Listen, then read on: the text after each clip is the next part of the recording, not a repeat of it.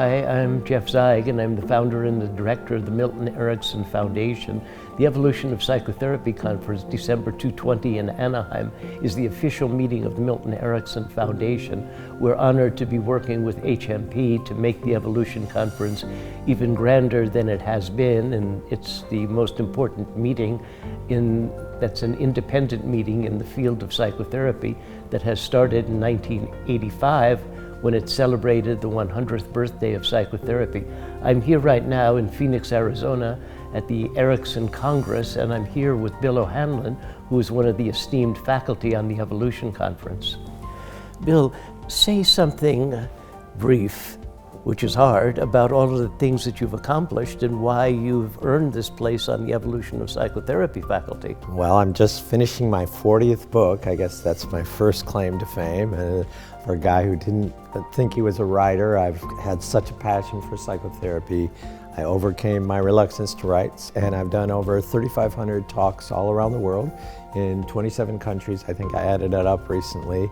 And I was passionate when I came to psychotherapy about educating people and giving people a sense of possibilities. And so I've traveled all around the world teaching people, and I've become, without being too braggy, I've become a pretty good teacher. You're a fabulous teacher. Thank you. And I use humor, and I'm pretty clear in my teaching, and I just love to do adult education, psychotherapy education, and also coming to the Evolution of Psychotherapy Conference because I'm exposed to ideas that aren't my main ideas, and it's so stimulating to be moving outside your circle of comfort and seeing other really great teachers.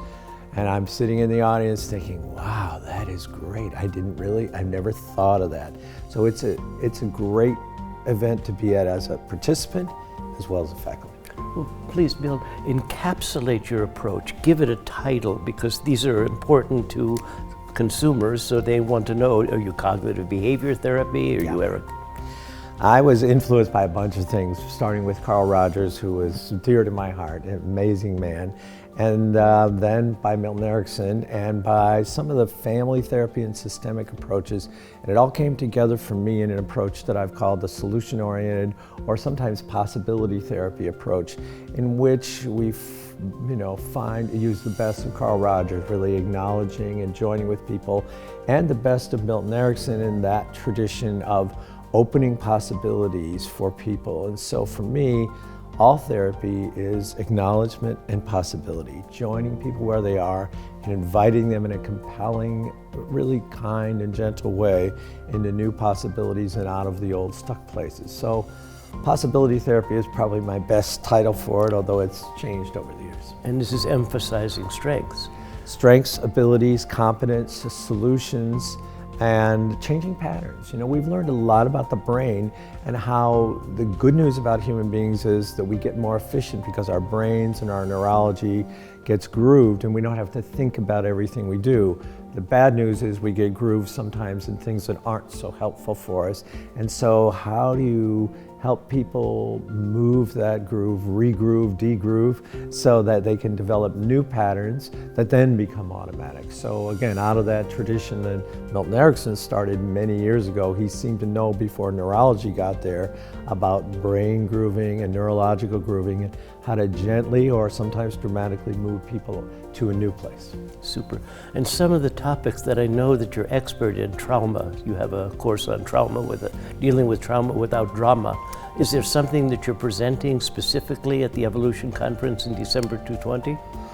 Well, I think one of the things that it really was a major shift for me, that the therapies I was taught before I met Dr. Erickson, who had a great influence on me, in addition to, as I said, Carl Rogers.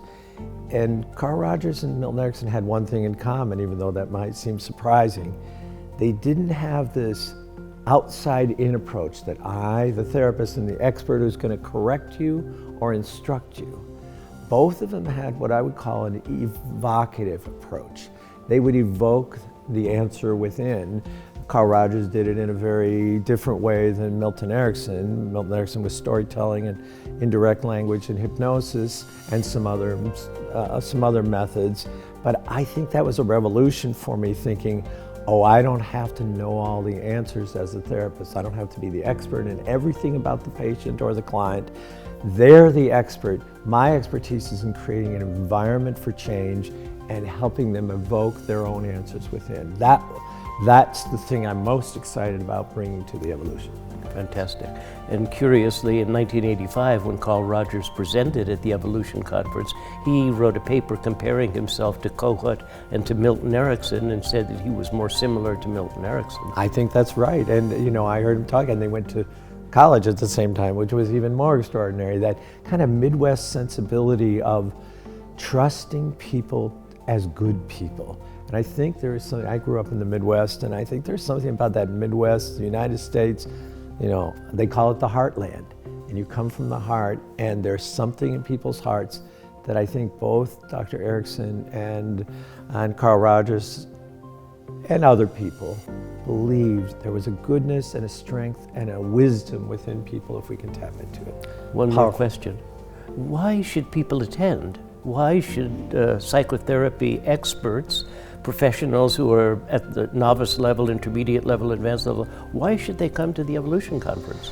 Well, I think one thing is you get to actually experience the people that you've read about. These are well-known people and experts in their field, and also, as we talked earlier, they have a lot of experience of teaching and presenting their work, and so they're fabulous teachers, almost all of them, really effective teachers, and the people that are the most influential in the field. When I came for the first one in 1985, I saw these people that I'd only read about, and seeing people in person is different, even different from seeing a video. If you can be in the presence of someone, and that energy exchange and the non-verbals that you get, even that don't always come across on video, there's nothing like it to get a sense of that person. And also, we're all mortal. Some of us are getting older, the masters are getting older, and we've lost some of those people from 1985. And in the ensuing years, we're going to lose some of those people from the 2020 Evolution of Psychotherapy Conference.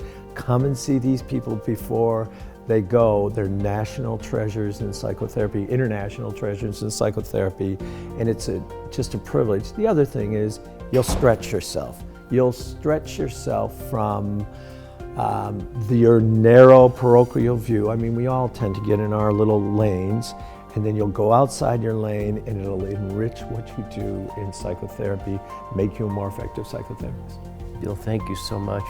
Glad that you are on the faculty of the Evolution Thank you for Conference. including me, inviting me. So this is Jeff Zeig, and we invite you to the 135th birthday party of psychotherapy.